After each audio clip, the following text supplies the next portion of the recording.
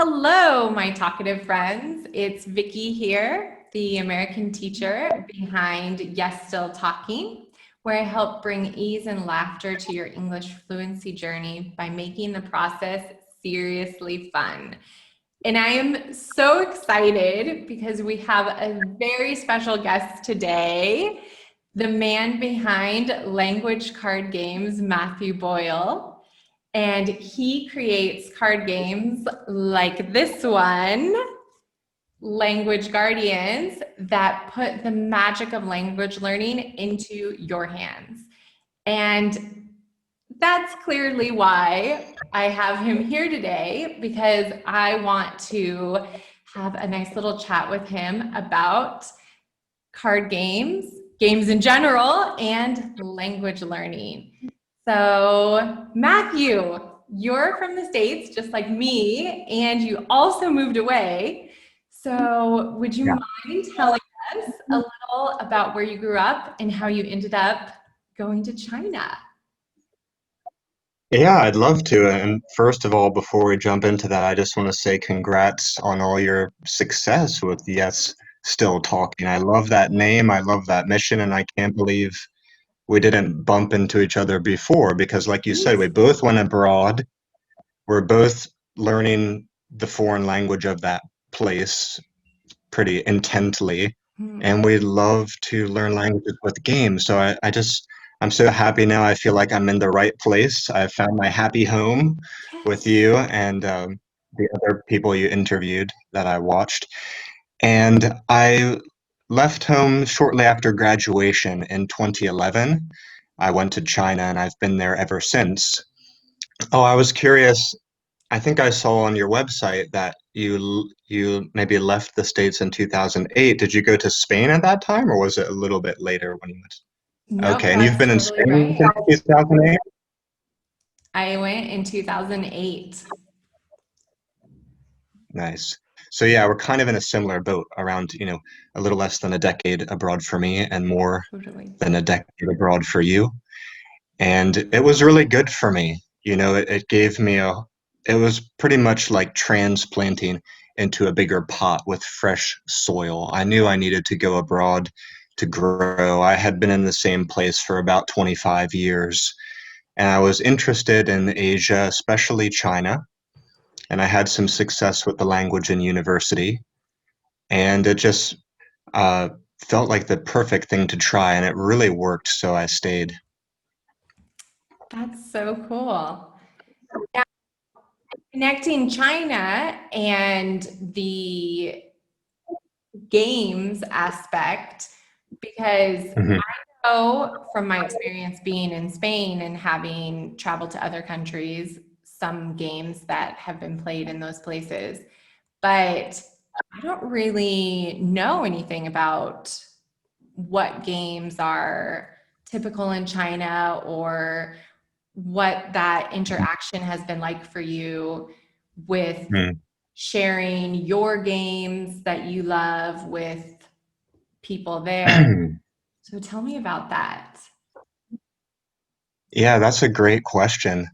Well, first of all, I feel like the Chinese they're a very fun-loving people. They love to get together and play games. Really? And actually, when I was kind of forming my company and making my own card games, I got curious and I wondered, where did card games really start? And I don't know if this is proven, but if you search online, you may find pretty quickly that allegedly, the Chinese made some of the first playing card games a very long time ago. There was something called, I think it was called the Leaf game, and there were some narrow little cards. And I don't really remember the details. I don't know what you did, but they love card games. They love games with tiles like mahjong, and they have Chinese chess, what we call Chinese chess and Chinese checkers, so people like to sit around tables outside in the afternoons and evenings. I mean, in some cities and some areas, people will play the whole day away. Really? So, but with that said, some of the newer card games that are out there, I don't think they're quite as popular in China amongst the youth as they are in the West. I think the youth here are much bigger into cell phone games and video games. But there are some games that they will play. Like I grabbed this one. This is very popular. It's called the Werewolf game or Kill the Werewolf game, and it's Ooh. similar to Mafia. I don't know if you know that game. Is Um, Mafia where you use a regular deck of cards and one of the cards is like the killer? I- What's your it version of is it's Mafia? something like that. Yeah, you sit in a circle. You sit in a circle. You pass out the cards, and people Yeah. have different roles. And then some people put their heads down, some heads up, and they choose someone to kill. And then the heads go back down, the other heads go up, and you're as people get eliminated, you're trying to find out who the killers are. Hmm. So it's kind of like that. So they like that one. And also they really actually Uno, I think is one of the most popular in China. People love it. So it's there and I have it here with the Chinese instructions. Oh, that must be so great for Yeah, your learning to have those instructions. yeah. They really love it. They and it's available in a lot of even grocery stores like it is in America. You'll sometimes see it in the little toy aisles and stuff. Well, I have to Um, say, when in your video you mentioned a link between Uno and Language Guardians, I was like, ah, Uno is yeah, one of yeah. my favorite games. So that really, really thrilled me to hear that. Yeah, I describe it as Uno on like language learning steroids because basically with language guardians, the cards give you a prompt, something you have to say before you match it down, and that's really the only difference. Yeah, and I love that. I love that it's pushing you, and that you also don't go by the rule of, or that you didn't make this one of your rules, although people could do it, of picking the cards until you get the right one. I'm like, I don't understand why people do that. I know. I always hated that rule because it can make the game last seriously forever. And then if you add a language learning element, it already tends to slow down the game because people are trying Right. to think of what to say. So I left that rule out, but you Yeah. could put it in if you want. Yeah. Because you want to keep the pace up of the game. Yeah, yeah, for sure. And so, what games do you use for your own language learning? To be honest, the one I probably use the most is Language Guardians. Hmm. And I play it with my wife, and I play it with my students, and I play it with my tutors. So I play that. And besides that, I like to chat with people and sit around the table and drink tea with people. I was actually at a tea shop this morning, um, buying some new tea and just talking with the family. And I've actually brought my game there to give to their children and play with them a little bit. Actually, the drinking culture of tea and coffee and whatnot, that also dovetails with this because you're around the table, you're enjoying your drinks, you have some cards to manipulate, and for all the reasons you've spelled out across your social, I mean, that's why it really works. Yeah, my family is definitely rather than like tea and coffee with card games, we just play with the meal. So if we're having lunch at the kitchen table, some Oh, sandwiches or wow. something, we'll pull Uh, out Monopoly Deal, for example. mm, It's mm, one of mm. my mom and dad's favorite games. And my husband doesn't quite get that. He's like, food and cards, why would we do this? You're going to get the cards I dirty. kind of do. Okay. I kind of understand that because recently my wife and I got in the habit of that. After finishing the meal, you're a little bit full. We clear off the table and stay there and play a game. So we're kind of digesting our food and learning languages. And then we may go outside for a walk or to play some sports at night. So I kind of get that. It's right there. We actually would leave it on the third chair on the other side of the table, put the games on that chair and just grab them after we ate. So I kind of get that. Ours just sit in the middle of the table, so they're always at the ready. And when did you start using games? When did you incorporate games into your language learning? Where And did that I love inspiration that come question. from? You know, it came when I realized that language learning, it's not just about remembering words or phrases or idioms and slang. It's really about, and this is going to sound cheesy, but it's about remembering who we are. For me, that's what it means because I feel like when we were children, we spoke in a very uninhibited way. And I know in my case, I emitted a lot of psychobabble and we made up our own words, we made up our own languages, and we played games. And what happens is we get older and it kind of gets beaten out of us. We're told to speak in a certain way, be embarrassed if you make mistakes, and put away the games. I actually was making games as a young teenager, and as I got towards college age, I felt like that was something I should put away now and be more serious. Oh, So when you when we study a language, we have more than a chance just to learn a language. We get to learn about ourselves. We get to reclaim something that we had lost. And for me, that was the playful spirit surrounding language learning and language creation, and also bringing the games back. It all kind of hit me at once. I kind of had an epiphany that I wasn't really doing what I was meant to be doing with my job and my work, and also with my language studies and my language creation. So a lot of different things collided. I was kind of in a little bit of a existential crisis, and I started to make some games that had Chinese words on them to make myself more interested in Chinese.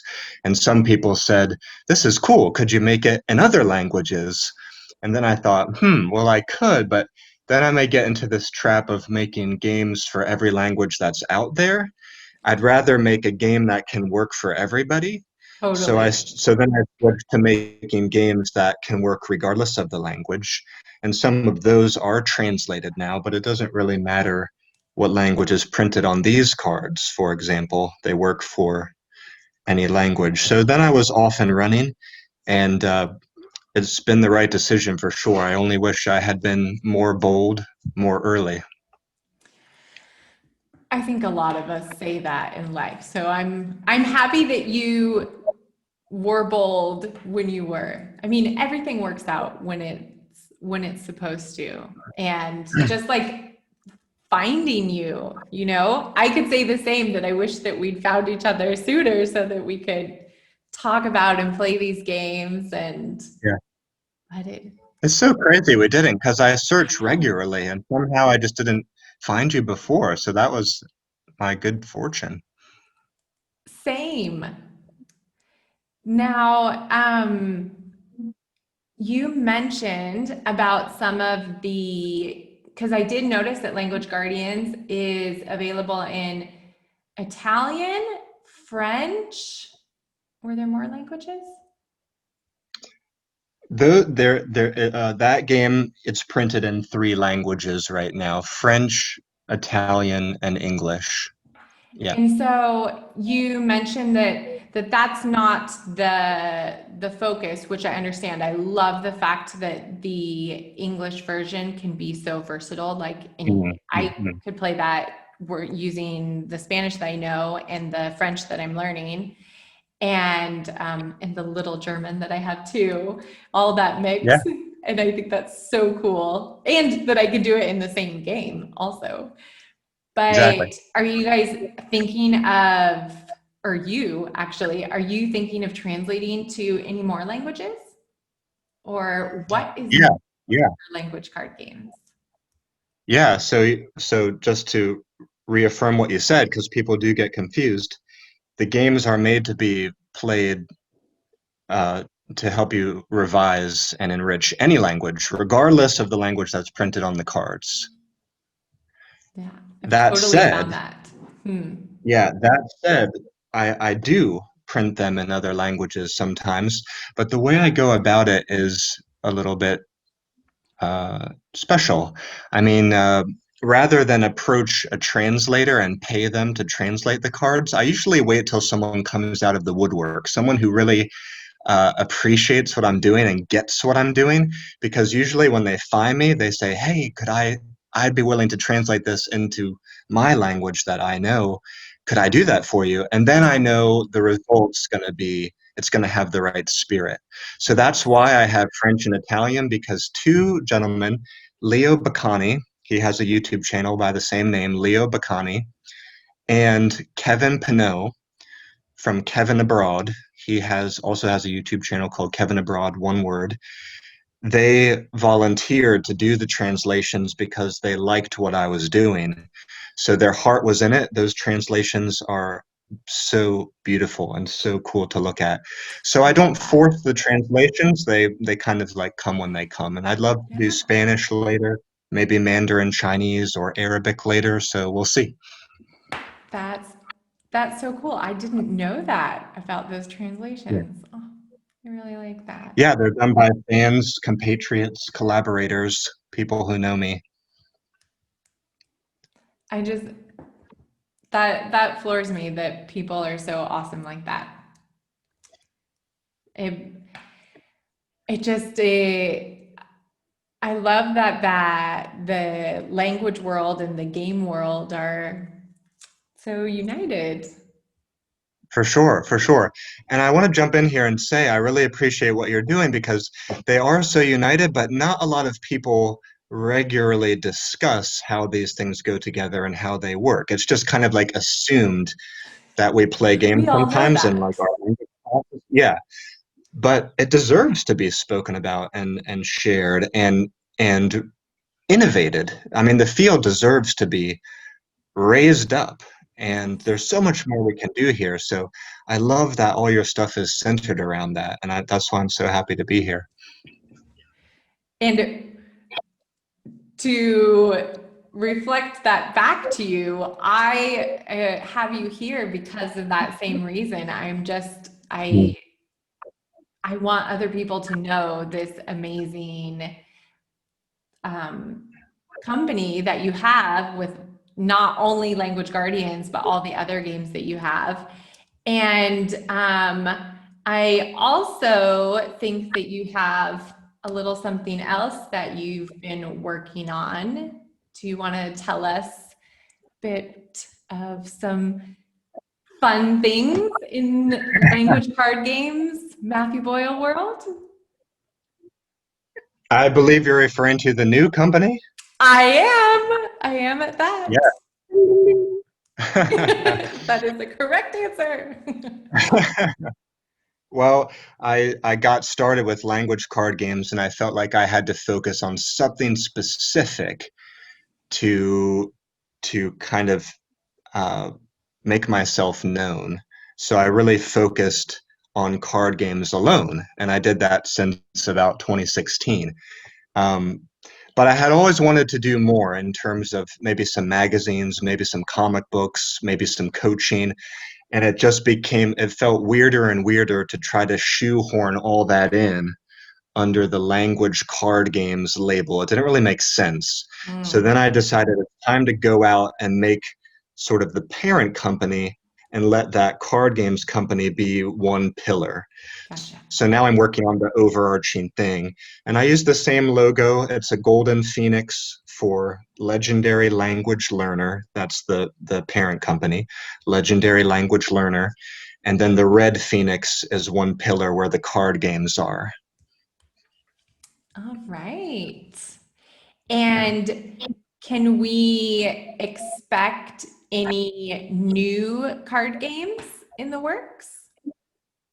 Yeah, for sure. I'm a little bit more focused on the magazines right now. I just produced my first one for the new company. This is called the Legendary Language Learners Spellbook.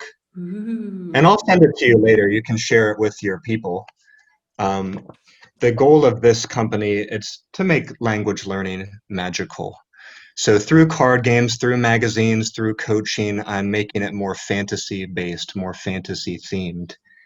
Um, but I'm still planning to put out more games, and I hope that next year maybe we'll see Language Guardians 4 and maybe another magazine. So I usually make one card game per year. In the past I sometimes did two, but I think one per year is enough. I actually might take a step back and try to build out some of the resources around games I already made, some kind of like workbooks to explain better how to use the games, which I don't really have right now, to kind of alleviate people's some of their confusion, some of their confusing points, and show them how they can get more out of the games. I want to build some more resources out. Yeah. It's funny because we use these games and we use them with the rules that they have, but Hmm. sometimes the game players were like, oh, we must use only the rules that are there. Yeah. And there was one video of yours that I was watching that was explaining language guardians, and Hmm. I I like to study on my own because I don't always have another person available. So Right. I always like to find a way that I can be able to use these games also by myself. And I Mhm. loved that some of the games that you talked about, I'm like, oh, I can totally use that by myself. I can play a little game of memory using Language Guardians Hmm. and just be Hmm. talking out loud, saying the different words.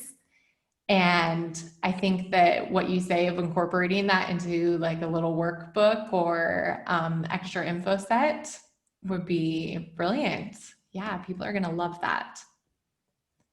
Get even more out of these games. Hmm.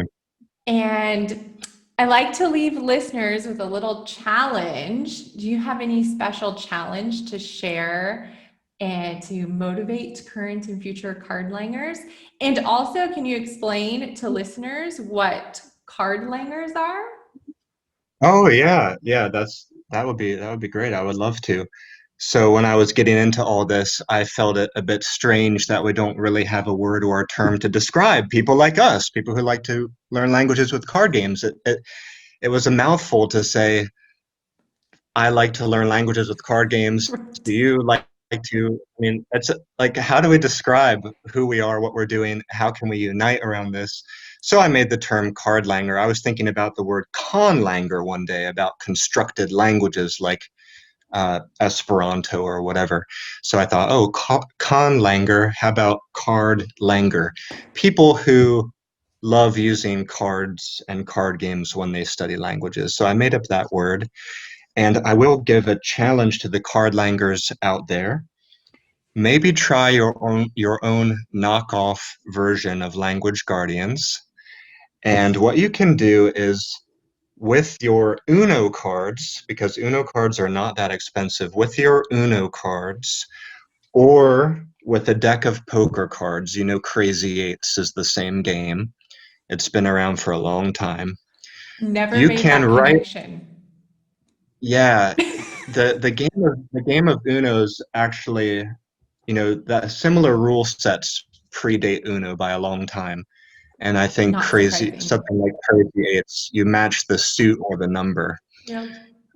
or the, yeah, suit or the, something like that. Anyways, Mind blown. you can, yeah, you can write on, you can write on your Uno cards or your standard deck of poker cards different word categories. Maybe you even have a class, maybe you have a textbook, stuff that certain categories you have to learn words in, and you can write those categories on these cards.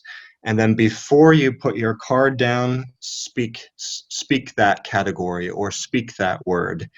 And it kind of like levels up the game. It's a DIY to do it. And if you don't want to mark on your cards, you could buy for $1 or $2 a pack of plastic card sleeves at any like hobby store or gaming store, and you can write on the plastic sleeves and then put the cards into the sleeves.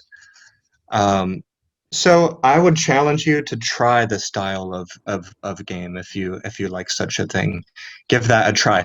And then if you really like it, there is Language Guardians 1, 2, and 3, which I think make great gifts. And there's PDFs too. So there's PDF print and plays, and there's these professionally printed ones. I'm trying to cover all the categories known to man before I die. And you're doing a very good job. I love that there's also the PDF option. Yeah. For sure. That's my thing is I like to have ones I can hold in my hand, but also because I like to be able to try and use them. I'm not super high tech, so I like to like share my screen and be like, okay, we're gonna somehow play using this PDF version. Mhm. So Yeah, absolutely. Matthew, thank you so much for dropping in today and inspiring us to use card games even more in our language learning journey. Remember that you can find Matthew here on YouTube at, what's your handle there? Language Card Games. I've recently changed it. I rebranded it to Legendary Language Learner. There you go, guys. And you can also find him at languagecardgames.com and LegendaryLanguageLearner.com. there you Yep. go. Well, happy language learning to everyone, and I hope you win a lot of card games. I wish you the same, everybody. Go out there and win languages and win your card games.